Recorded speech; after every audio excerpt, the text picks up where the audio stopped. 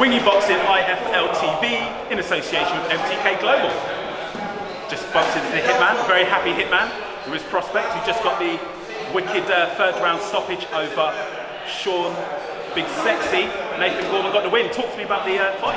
Yeah, I was like I was saying at the press conference that you know Nathan, they've seen Nathan fight. You know he's a good boxer. You know he has the hand speed, and he's a lovely little kid. You know, and all that stuff. But I've been saying for a bit he has a nasty streak in him, and he can fight at close quarters. And I said all that at the press conference. I said he's never had to show it yet.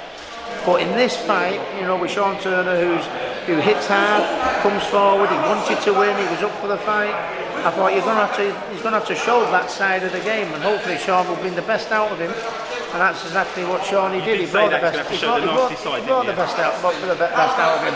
He knew that he couldn't jab and move because I used to love it when my opponents jabbed and moved.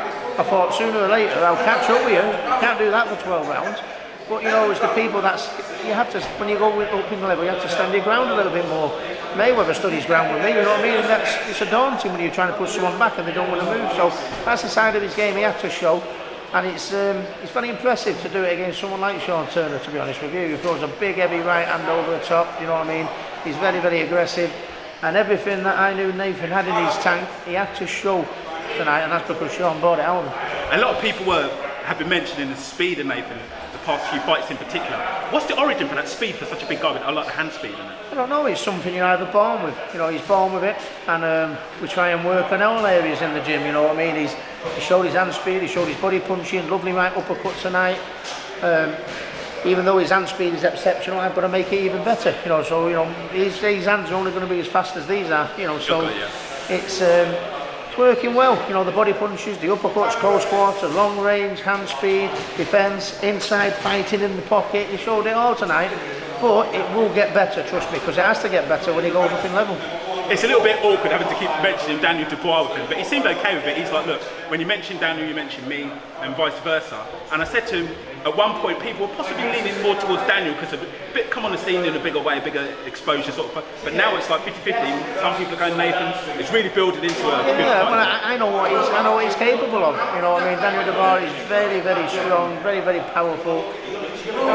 I think he is as well.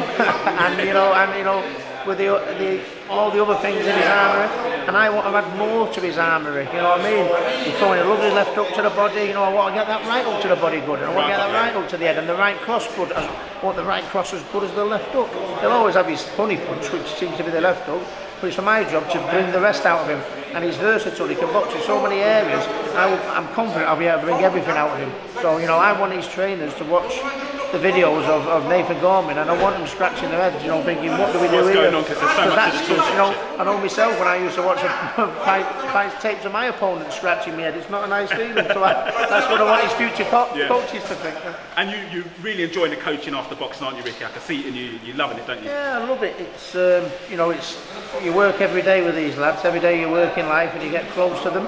And I put myself in their shoes, it meant the world to me, it meant my life, they've got families, like Nathan's got a youngster he's looking to provide for, so I don't have to train anyone for the paycheck, I've got to feel for something for the lads I'm training, and I throw every punch for these lads.